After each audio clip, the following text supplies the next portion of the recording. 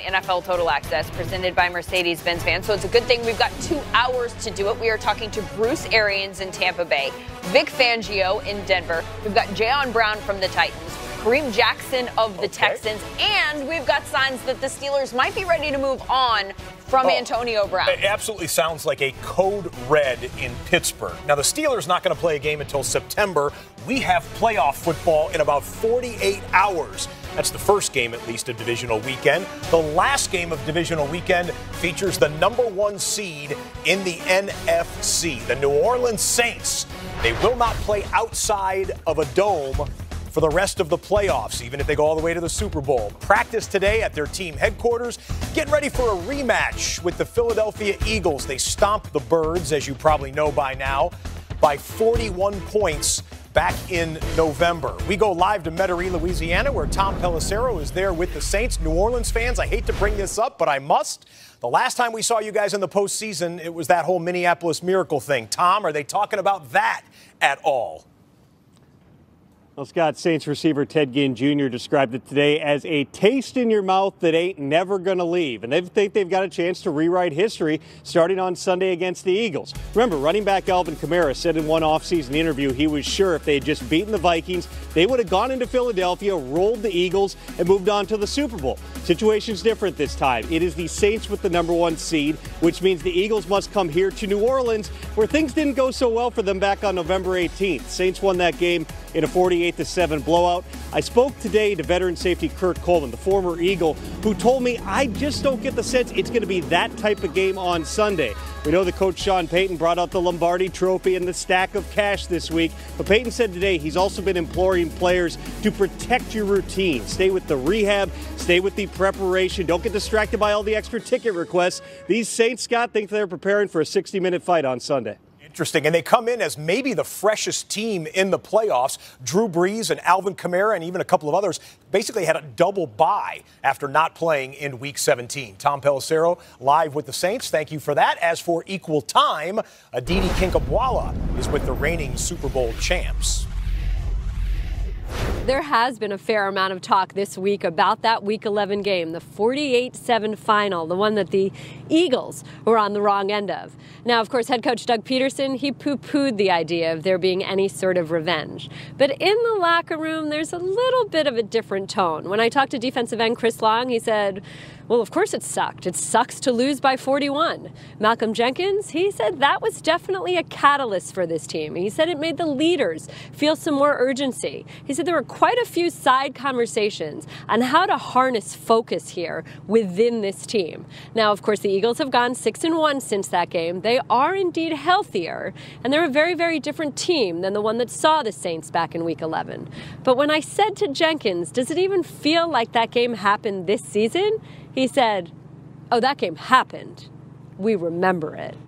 Catalyst. That's interesting. Philadelphia, a totally different team since they've last faced the Saints. In fact, that Week 11 meeting appears to have been a catalyst of sorts. Just one loss since then. They're averaging 5 more points per game. They're giving up 4 fewer points. Turnover margin is totally different, and so is the sack differential. But what does that mean for this game? James Jones, I know you are a believer in Foles, but he doesn't play defense. Willie McGinnis, and they gave up 48 points last time. How did it happen then, and why might it be different this time? Well, the passing game, and Traquan Smith, the guy who has been out for a little while, had 10 catches for $157 against them. So Drew Brees does what he always is able to do, is spread the ball around to a lot of different people. Mike Thomas had a big day. Kamara had a big day. They won the one-on-one matchups, and it just seemed like Brees had a clean pocket the entire time. Where we're used to seeing the front for the Philadelphia Eagles get to the quarterback and give pressure, Brees had all day, and you had the one-on-one matchups like we're seeing on the board where the receivers were winning. He had a lot of different options, and he spread the ball around, and they beat him with tempo and good play design. So I would say now it's a different team when you're placing against the Eagles because they are getting pressure. They seem like they have rebounded from losing the defensive backs that are hurt. So now they're figuring it out and they're playing much better ball. You got guys like Rasul Douglas, guys like LeBlanc, Maddox, that's taking these positions of these starters. All those guys were Pro Bowl players last year that are out on IR. They're doing a better job at covering now. Seemed like it took a while. The defensive front is the defensive front of old now. They're getting pressure up the middle of the pocket, and they're doing a good job of making the quarterback get rid of the ball, else you're going to get sacked.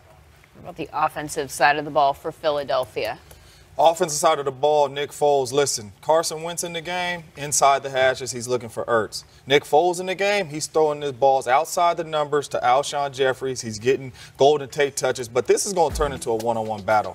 And he's been looking for Alshon Jeffries since he's came in to go up and make the tough catches. Like I said last week, it's been plays where Alshon is jammed at the line of scrimmage. Carson Wentz will come off him, but Nick Foles is holding the ball, waiting for him to come open. And he's going to be on Eli Apple, or even if it's one-on-one against their best corner, he's going to give him opportunities to make plays. And then when I think about Golden Tate was not there last time they played the Saints. He's going to be in the slot. And he's either going to be on the third corner or it's going to be a safety come down to guard him. And all wide receivers love when a safety comes down and guards you because that means ball is coming your way. And I think this is going to be a problem for the Saints because it's a mismatch. If you got a third corner on Golden Tate or you bring a safety down to guard him, I think Nick Foles is going to look there. How does Ertz fit into all this? Ertz, I think, in this game, and I hate to say it because he broke the record catching with catches this season, but this is a decoy game for him. I feel like you motion him out wide, they'll bring a linebacker on him, safety over the top, but that's just so you free up Alshon Jeffries, you free up Golden Tate, give them the one-on-ones on the mismatches and let them go to work. And then if you continue to play next week, you get Ertz involved. His head like this. Oh, really? Okay. Oh, really? Well, I tell you what, if the Eagles are able to pull it off, it will be the first playoff loss ever for Breeze at the Superdome. He is 5-0 there with a 12-1 touchdown to interception ratio. Scott. All right, Lindsay, the other game in the NFC, Saturday night, America's team comes to Hollywood. Cowboys, Rams, no word on whether or not Jerry Jones will arrive via the Pacific Ocean on the new $250 million yacht he just purchased. A win, though, I bet would make him feel like $1 billion. We got so many amazing angles to this story here, and we got you covered on both sides of the coin. MJ Acosta is with the Rams. Randy Moss is with the Dallas Cowboys. We'll start with him in Big D. Randy, let's get to the important stuff. Do you have Dallas injury updates for us? Yeah. That's got to be pretty important here, especially at the wide receiver position. Suddenly, depth is an issue. We unfortunately all saw what happened to Allen Hurns last week against the Seahawks, but Cole Beasley came out of that game with an ankle injury, and Tavon Austin, who was also so valuable as a punt returner, came out with a groin injury. So here's the update as of today. For a third straight day, Cole Beasley did not practice. He just did some rehab work on the side. He is officially listed as questionable in the latest injury report. 2 days ago, Jerry Jones said he was very positive about Cole Beasley's chances to play. Questionable's 50-50. Very positive sounds more confident than that, so we'll see what happens. Tavon Austin, though, was a full participant in practice today, so he obviously is a go. Now, for Dak Prescott, who showed up on the injury report this week with a knee injury, again, a full participant. Dak says, Jason Garrett says, that the knee is no issue. There's obviously something there, but nobody expects Dak Prescott to be limited at all Saturday against the Rams. Well, whatever dings they have, still a day and a half to get another, 24-plus hours treatment on those injuries. Thank you, Randy. MJ, we turn to you. The injury story for the last 2 or 3 weeks for the Rams was Todd Gurley, one of the MVP candidates, but we know he's back. What are the expectations for the star running back? Well, Todd Gurley says that this week has been great for him, getting back out there at full speed. He was a full participant in today's practice. And Coach McVay agrees. Sean McVay said that he looked like Todd, like that explosive, great back that they expect. And Todd Gurley knows there's a huge spotlight on the rushing attack in both sides of this game. But when asked, Gurley said it's not about him, that it's about the entire team. And the guys in the locker room echoed that sentiment. The players we spoke with says that they have been focused on this team, on playing their best football, and on putting into action the confidence they've earned throughout the season. Coach McVay says they expect to win. Rams and Cowboys, someone's going to the NFC title game. If it's the Rams, it'd be their first in 18 years. If it's the Cowboys, it'd be their first in 24 years. Here's the divisional matchups for you. Let's go chronological. It all starts on Saturday, late afternoon. The Chiefs at Arrowhead taking on the Indianapolis Colts. Cowboys and Rams, we just talked about the night game on Saturday. Sunday, it kicks off in Foxborough with the Patriots hosting the Chargers. Eagles and Saints wraps up divisional weekend from the Superdome. By the way, we'll get to the AFC matchups shortly here on NFL Total Access. Lindsay? As for the coaching carousel, it's been a busy week there as well. Adam Gase hired yesterday by the New York Jets, a move Sam Darnold tells the New York Daily News he is super pumped and stoked about. FaceTimed with the former Dolphins coach yesterday and thinks his passion and emotion will rub off on guys in the locker room. Bruce Arians, another guy known for his passionate temperament, introduced today in Tampa Bay, rocking his signature newsboy-style cap in pewter, and talking up Jameis Winston. We will talk to him in our next hour about why he likes Jameis so much and why retirement just wasn't for him. We've also got a one-on-one with Vic Fangio, who was introduced today in Denver, his first head coaching job after 19 years as a defensive coordinator. Wouldn't comment on the reports that Gary Kubiak was coming with him as his OC, or wouldn't confirm them anyway, but he did confirm that he would be calling the defensive plays. We're not going to cut any corners.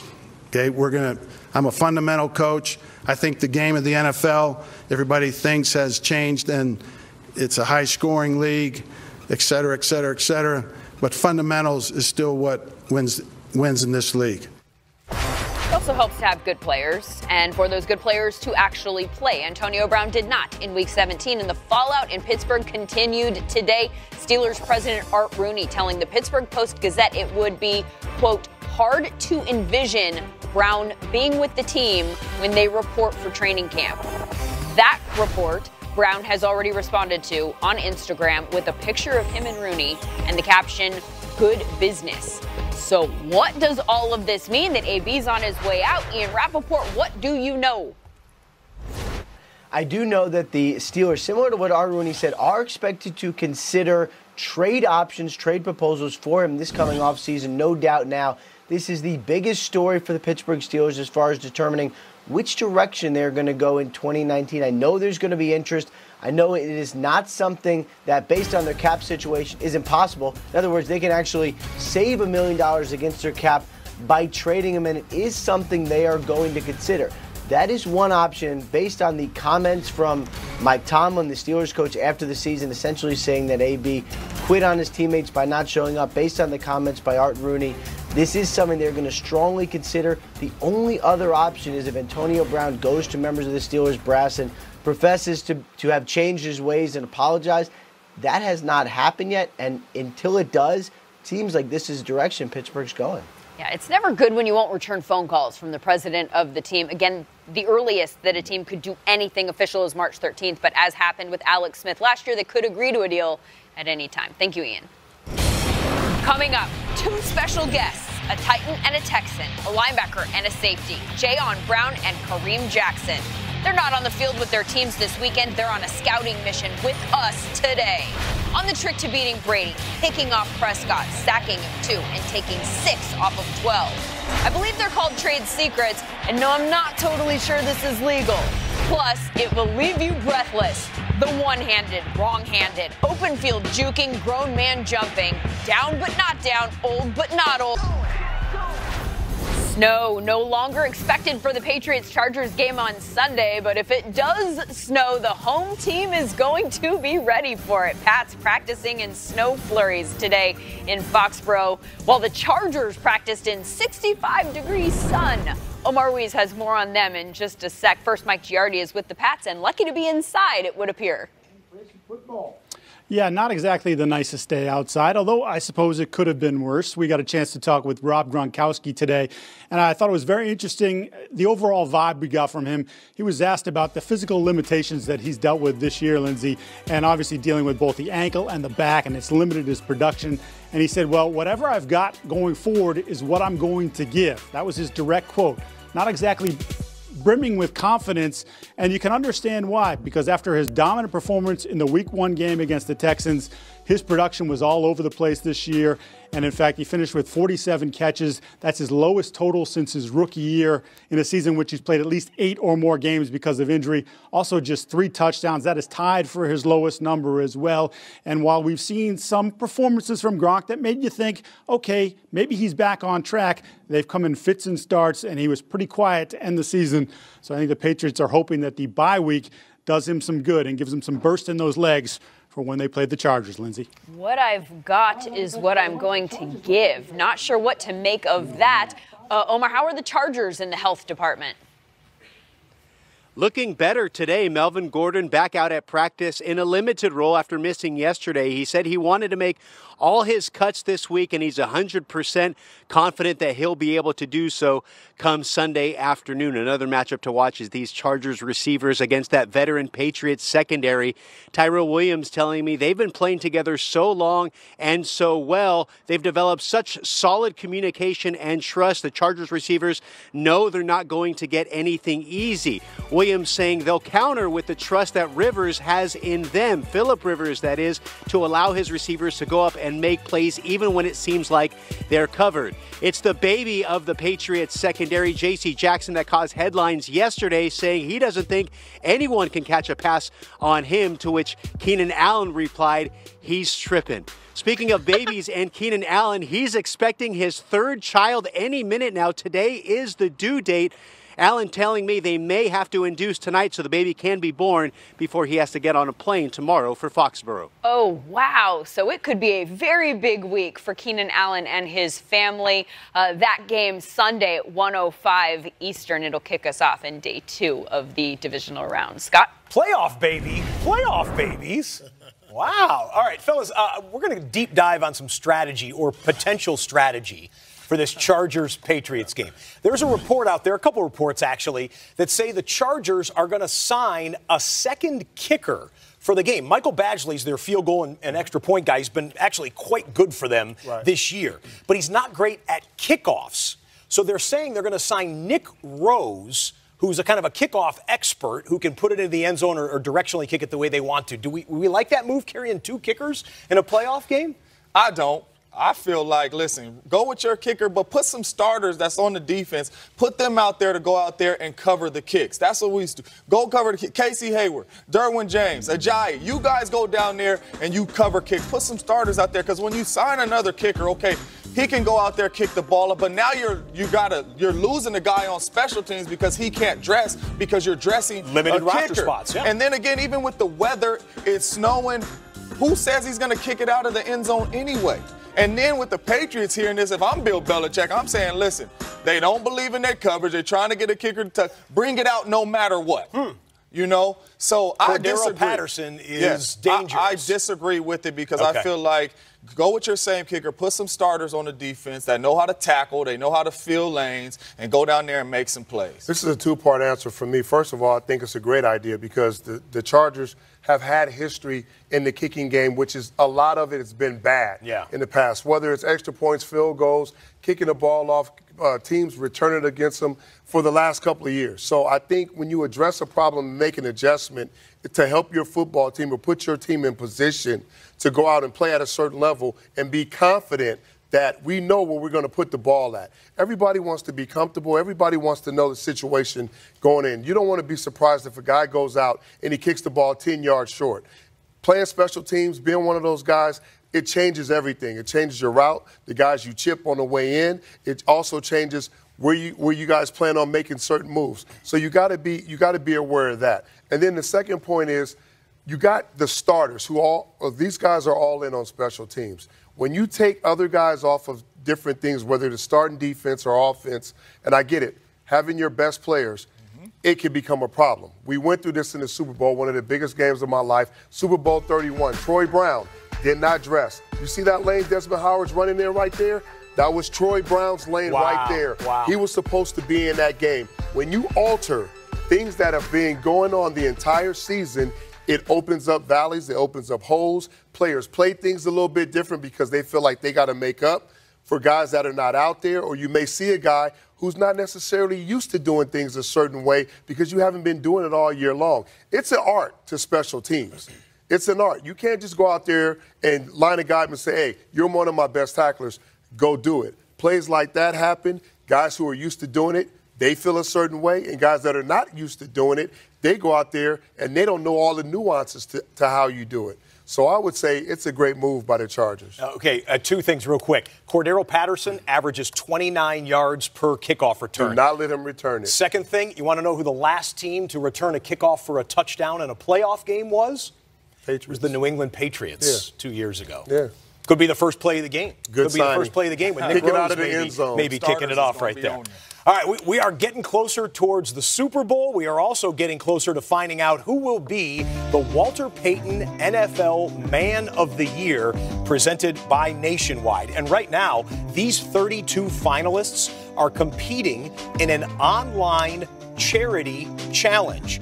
And if you want to get involved, here's what you do. You go to social media, use hashtag WPMOY Challenge, Walter Payton Man of the Year Challenge, and include the name of your favorite finalist. Whoever gets the most mentions on social media will receive a $25,000 charitable donation courtesy of the good folks at Nationwide. Well, if you want the truth about quarterbacks, don't ask a quarterback. Ask James Jones. Because he knows what he's talking about. Ask the wide receiver, right? We have seen some amazing things out of these quarterbacks. Some still left in the playoffs, some not. JJ's going to break it down. What's it like to catch a ball from someone who has a special... Let's go, O. Let's go up front now. All day. Physical. Coming off the ball. Coming off the ball with leverage. Let's go. All day. Don't get cocky. We got a long way to go. I moved him. You know why? Keep it on him. Keep it on him. Let's go. Marlo. Awesome, man. That's the way to run that rock. The horseshoe is back, baby. The horseshoe is back.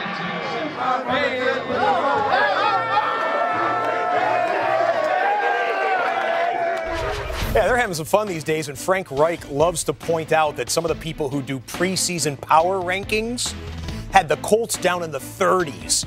Now, Indy's one of the last 8 teams standing. They have won 11 of their last 12, including the playoffs, and now they head to Kansas City with the 1-seed Chiefs waiting for them. Let's get a Colts report right now with Stacey Dales. The Colts have remarkably won 10 of their last 11 games after starting the season just 1-5. Tight end and Pro Bowler Eric Ebron told me, "We've built a brotherhood. Nobody is selfish to the point where we feel unbreakable." I asked head coach Frank Reich, what has surprised you about your team's hot streak as you head into the Chiefs game? Certainly when you start to look over at the run that we've been on is certainly a very good run that the players and the coaching staff have done a great job on. I think the hardest thing to do is just to maintain that high level. And, I think if anything for a younger team per se, that's been one of the best things for me to see is to us to handle the winning, week in and week out. Of course, a big part of the Colts' success, their quarterback, Andrew Luck, enjoying the best completion percentage, around 67% of his career, the best passer rating, 98.7 of his career. His blindside protector, Anthony Costanzo, told me of Luck, he's a man on a mission. No time has been wasted. And tight end Eric Ebron adding, it's been amazing to watch him will himself back into the caliber of player he once was. Thank you, Stacey. The two quarterbacks in that matchup have combined for 89 touchdown passes. Here they are, ladies and gentlemen, the 8 starting quarterbacks remaining in the postseason. It's nothing but special dudes up here, James Jones. Absolutely. And these guys have made some special throws this year, individual throws, and we had to turn to you because we know you know what for when it comes to special throws with the guy you played with in Green Bay. Absolutely, and the good thing about playing with special guys like this is as a wide receiver, you're never covered because they're going to – I ran this route, and when I put my hand up, I said, why am I putting my hand up? He cannot make this throw.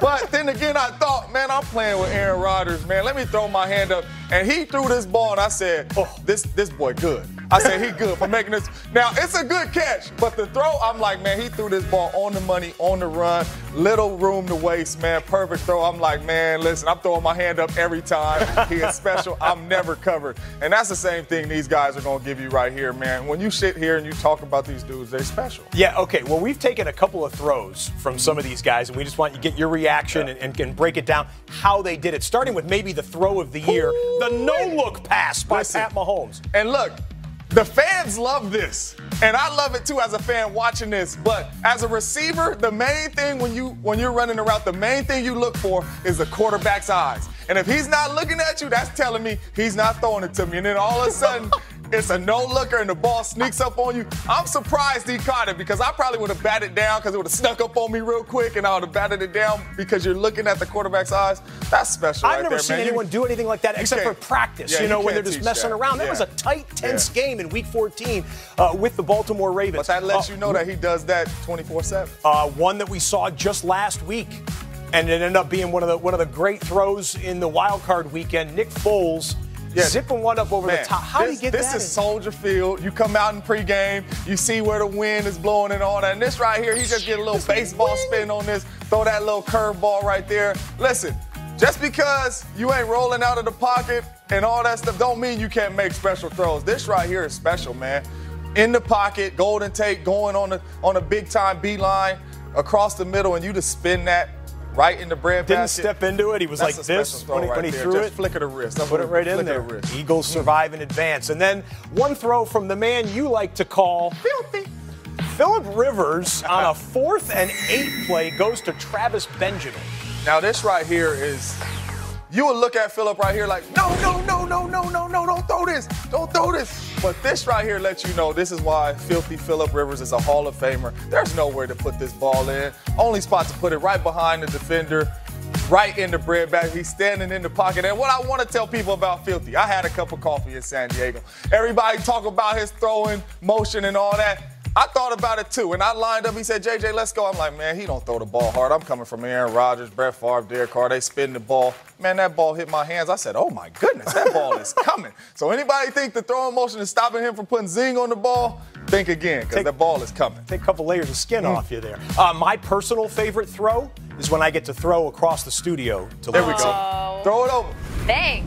And I'll catch it like this. James, I give you credit. You called all the Chargers' success in the preseason. I, on the other hand, had the Jags in the Super Bowl. That prediction fell apart, as their season did, but it sounds like they're taking steps to repair some of the damage for next year. According to Ian Rappaport, Leonard Fournette met with Tom Coughlin, who called his behavior on the sideline in Week 17 selfish and disrespectful. The goal of the meeting was to clear the air, and according to Ian, it went well. So maybe he'll be back next year in Jacksonville. Thomas Davis, we learned last night, will definitely not be returning to Carolina. The Panthers informing their longtime linebacker and former Walter Payton Man of the Year Award winner that he would be moving, or rather they would be moving in a different direction next season. He says he does intend to play for another team. Mike McCarthy, on the other hand, he says he's going to take a year off. Told Tom Pelissero that he has no intention of pursuing another coaching opportunity this season now that the Jets job that he was interested in is filled. Says his family cheered at the dinner table when he told them. Cardinals introduced Cliff Kingsbury as their head coach yesterday, and he introduced himself to the Good Morning Football crew this morning with a few thoughts about his new quarterback, the 10th overall draft pick from last year, Josh Rosen. Extremely talented thrower of the football. When you watch him cut it loose, he can throw it with anybody. Very cerebral young man and competitive, ultra competitive. I think this year, it was rough at times towards the end, took a bunch of hits and big shots and kept getting up, which is something that's exciting to see as a coach, that he'll continue to fight, continue to play hard for his teammates. Big day for Vic Fangio in Denver, introduced as a head coach for the first time after 32 seasons as an NFL assistant. Told the room today, that included Von Miller, by the way, he showed up to support his new coach, that he would continue calling the defensive plays. And he went into more detail about his plans for 2019 with James Palmer. Vic, first off, congrats. And secondly, you did say you're going to call plays on the defensive side of the ball, but first time as a head coach. How do you balance everything that'll be on your plate for the first time? Did you talk to anybody about balancing all that does both? Well, I saw it this year firsthand with Matt Nagy. He was the head coach and called plays and was the offensive coordinator. It'll just be a process that I'm going to have to work through and find the comfort level for me, and I'll eventually get there. But to say it's already there, but it will be a process. But seeing Matt do it gives me an idea. Now, I don't want to throw you under the bus with the safety pins on the pants. It seems like we talk so much about the gray sweats. It seems like the one thing, and I heard you were in them last night here in the facility, it seems like that's the one thing you want to do, coach, and that's what you are and what makes you up. It is. I mean, that's, I'm a coach, Coaching like going to the senior prom in high school, you don't need a tuxedo. So we just need to get comfortable and get ready to work long and hard. Well, good luck. Thank you.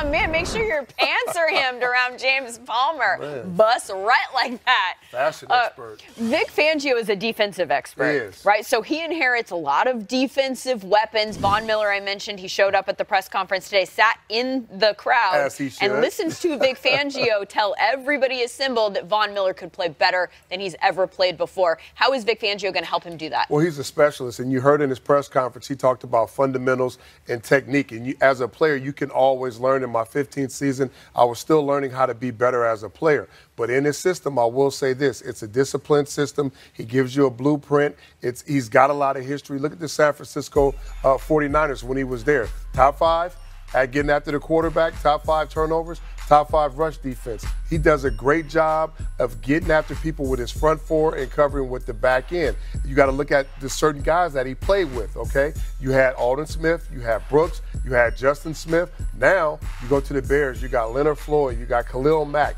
you got athletic linebackers, Trevathan, you had Willis, you had Navarro Bowman. Now you go here, you got Marshall, Todd Davis. You go into Denver, you pretty much already have the foundation up front. His defenses are based off of having a strong front seven, being able to get after the quarterback. Von Miller, you got Chubb, you got Shane Ray, don't forget about him. You got Pecco inside, and you got Wolf. Maybe some changes inside to go a little more athletic or guys that can get to the quarterback. But your linebackers, they got to be active. They got to be able to cover. They got to be able to run and play good in space. Brandon Marshall, Todd Davis, like I mentioned. So he already has pretty much a good foundation. He'll go in, implement that discipline, that technique, those fundamentals, and he's going to get after people. Don't blitz a lot, but when he's due, he's very accurate at getting to the quarterback. He knows everything about getting to the quarterback. As for his quarterback, he said today, right now, Case Keenum is our quarterback. Scott. Well, if you watch us regularly here on NFL Total Access, we do the FedEx Air and Ground Players of the Week.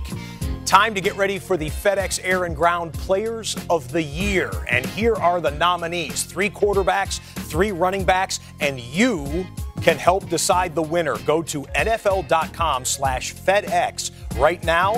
Cast your votes. The winners will be announced Super Bowl week in Atlanta. After the break on this episode of NFL Total Access, Titans linebacker and our special guest, Jayon Brown, on how win and in turned into one and done, and how to get the best of Tom Brady and Dak Prescott. And welcome in a very, very special guest. This is my nephew, second-year linebacker with the Titans, Jayon Brown, out of Long Beach Poly. And he also played at some college across the street. I won't mention. He went to UCLA as well. Jayon, welcome to the show, man. I know you'd rather be playing football, but how does it feel after a great season that you just had? It feels good. Most definitely feel like, I'd rather be in the playoffs right now, but it was a good season for us, and we got a lot to build on going into next season. It is an exciting future. I talked to Mike Vrabel, who was my teammate, who was your coach, had a lot of exciting things to say about you. What was your first impression when he walked in the building? I was like, man, this is a big dude. To play linebacker. Yeah, no doubt. And I knew he played linebacker with you for a long time, and he was on a great team, got multiple Super Bowl rings, so I knew he knew what he was talking about. And then talking to him, knowing that his football knowledge is unreal. Like, he studies so much film and knows so much. And he had a lot to teach me, and I feel like he elevated my game so much this my second year. Okay, I know everybody don't know, but me and your dad grew up together. I watched this kid grow up from the grassroots till now. Like I said, you should be in the playoffs, but week 17, y'all didn't get it done. The team that got it done was the Colts. The other team you played against that you watched was the Patriots and the Cowboys. Let's start off with the Patriots. I know that week was a fun, exciting week for you guys. You had more Patriots pretty much on that team and in the front office than they did on the other side of the ball. How intense was that week in preparing, and how was Mike that week? Oh, man. First of all, it was coming off of a short week because I believe we had Monday night against Dallas, and then going into the Patriots game for that Sunday, so it was a short week to prepare. But we were up for it. We knew everybody in our building was hyped for this one. It's Tom Brady, the Patriots. You know, the history of the Patriots is unbelievable, remarkable by just how much they win. And going in there, the preparation, you know, just not to beat ourselves. The Patriots, they don't make many mistakes, and we just have to be on top of our game. You guys also played against the Dallas Cowboys, Dak Prescott, Zeke Elliott. When you're going against this offense, like the Rams are going to do this weekend, what is the number one thing you guys come into the meeting room? Dean Pease, who was my coordinator, defensive coordinator too, tell you guys that we got to stop and shut down if we're going to have any success? No doubt. You got to start off with stopping the run. You know, getting the ball ran on the defense is diminishing. It hurts. So you take that personal. So you got to stop the run, make them one-dimensional, get them to 3rd and long, and let your pass rushers rush and blitz and let your dudes cover and make plays. Rams are not a good run defense, so that's good advice for them. But Dak, also, you had a strip sack right there where you got the ball out. What type of problems? Because we've seen Dak over the last couple of weeks do more with his feet and his arm. He's starting to spread the ball around and make key plays. What do you have to do against a mobile guy like that can also throw the football? He's a really good player. You got to keep him in the pocket and make him beat you with the arm. Not saying he's not a great quarterback. He's a really good quarterback with a very strong arm, but they got a really good back in the backfield. So stop the run, load the box up with Zeke, and then after stopping that, get him in 3rd and long, and then just go after it. Now, I talked about week 17, that it was either win or go home. You guys had an opportunity to get to the playoffs, didn't make it. Andrew Luck and this Colts team is on fire right now. You also had a good game against them, a lot of tackles. You had a pick six. You took it to the house. How do you slow down Andrew Luck now where he has so many weapons with the running game with Marlon Mack? It's hard to stop them right now. I believe they've won 10 out of the last 11 games, so they're rolling right now. Andrew Luck has such a great control of that offense. His hard count is probably the best in the league that we've ever seen, and you just got to go in there and once again, like, they got good backs, receivers. You got in the end zone. I didn't know if you was going to make it. You stumbled in there, but you got in the end zone. You seen that little juke right there, a little hop step? There you go. No, but it was good. But, you know, this is a really good team right now, and they're hot. The defense is on fire, giving the ball back to the offense to put up points. All right, well, next year I don't want to be having this interview with you around this time. I want to see you in the playoffs smiling, making plays like you did. Appreciate you coming down. Thanks, Jayon. Thanks, guys. Here is the divisional weekend schedule. Colts at Chiefs gets us kicked off from Arrowhead. Rams and Cowboys, the nightcap on Saturday night. Sunday, it's Patriots Chargers, supposedly freezing temperatures for Foxborough, shocker, in January. And then we go to the Dome. The Saints and Eagles wrap up divisional weekend. So that's how we're going to spend our weekend, watching glorious football on Saturday and Sunday. Our analytics expert, Cynthia Freeland, spent her week running simulations. So many simulations. 20,000 simulations on each one of those games, yes? And the ones all the way potentially possible leading up to the potential Super Bowl. Okay. All of them. All right. Tons of simulations. Let's just keep it to one for right now. Narrow it down. The last game of the weekend, a lot of people got their eye on this Saints-Eagles matchup. What does the model say for a key for New Orleans to win? So for New Orleans, it's those quick passes, the foundation of really fast, like under 2.5 second passes that create the foundation with Michael Thomas and Alvin Kamara so that Drew Brees can diagnose the defense and find those strategic deep passes to other receivers that aren't necessarily Michael Thomas or Alvin Kamara in this situation.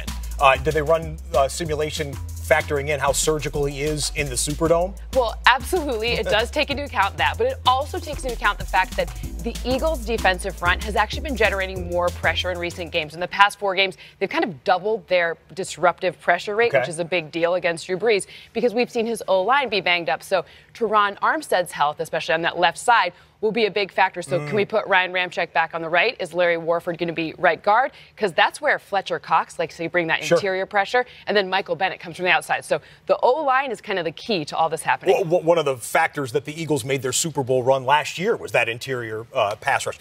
How about for Philadelphia? What do they say Foles and company have to do to score with the Saints and pull off the upset? Well, as it turns out, quick passes again. Those under 2.5 second passes again are a huge factor in this one.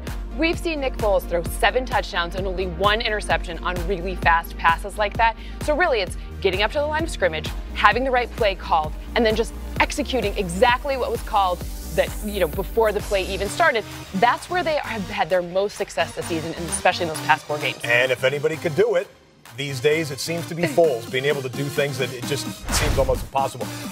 Okay, I want to know who's going to win the game, but you're not going to tell me, are you? No, you can actually turn to, before your show tomorrow, we're going to watch Game Day Pick'em for a full hour. It's 3 o'clock. Game Day Pick'em, NFL 6 Network. o'clock Eastern. Who wins and by how many points, Absolutely. Everything you need to know about it. All the numbers. All right, well, I'm going to cheat a little bit because on your article there on NFL.com, we have your Super Bowl predictions. By the way, you need to listen to this woman. Back in August, she predicted a Kansas City, New Orleans Super Bowl. Back in August. Those are the number 1 seeds, right? ladies and gentlemen. We'll see. And check out NFL.com/Freeland for the full story on Cynthia's game theory. Thanks, Cynthia. Thank you. Well, Wild Card Weekend trivia question. Which Dallas Cowboy made the play of the game against the Seahawks? Here's a hint. It wasn't Michael Gallup. It wasn't Zeke, and it wasn't even Dak. We will tell you who it was next. All Tyson Anytizers chicken is raised with no antibiotics ever. We have another winner to announce right now. Willie, our fellow Trojan Antwan Woods, the way to play winner from the wild card round. What did you do to earn that? Did a great job. What'd you say again?